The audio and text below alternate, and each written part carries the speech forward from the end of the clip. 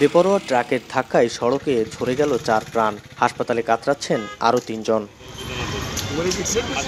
সোমবার সকালে ডুমুরিয়া বাজার থেকে 6 জন যাত্রী নিয়ে একটি ইজিবাইক খুলনার দিকে যাচ্ছিল। ঝিলেরডাঙ্গা এলাকায় পৌঁছালে বিপরীত দিক থেকে আসা একটি দ্রুতগামী ট্রাক ধাক্কা দেয়। এতে ইজিবাইকটি দুমড়ে মুচড়ে ঘটনাস্থলে প্রাণ হারান চালকসহ 2 জন। আহত 5 জনকে উদ্ধার করে হাসপাতালে নেওয়া হলে আরও 2 জনের মৃত্যু হয়।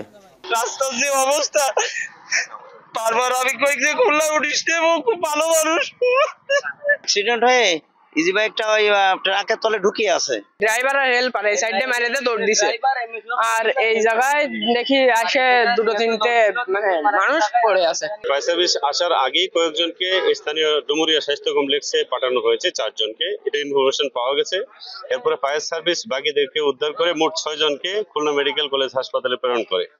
দুর্ঘটনার পর তাৎক্ষণিক সড়কে যান চলাচল ব্যাহত হয়। এ সময় ফায়ার সার্ভিসের উদ্ধার কাজ শেষে পরিস্থিতি স্বাভাবিক হয়। ডুমুরিয়া থেকে যে বাইক যেতেছিল খুলনা এবং পিকআপ যেতেছিল খুলনা থেকে সাতক্ষীরাগামী পিকআপ, দুটোই আমাদের এখন আটক আছে, দুটো হেফাজতে আছে। আমাদের আইনগত প্রক্রিয়াতে আমরা চালাতে করার চেষ্টা করতেছি। আমাদের রেকার আসতেছে, রেকার আসলে আমরা রাস্তা পরিষ্কার করার চেষ্টা করতেছি। গুরুতর আহত 3 জনকে উন্নত চিকিৎসার জন্য খুলনা মেডিকেল কলেজ হাসপাতালে পাঠানো হয়েছে। হতাহত সবার বাড়ি খুলনার ডুমুরিয়া এলাকায়। রামিম চৌধুরী, এখন, খুলনা।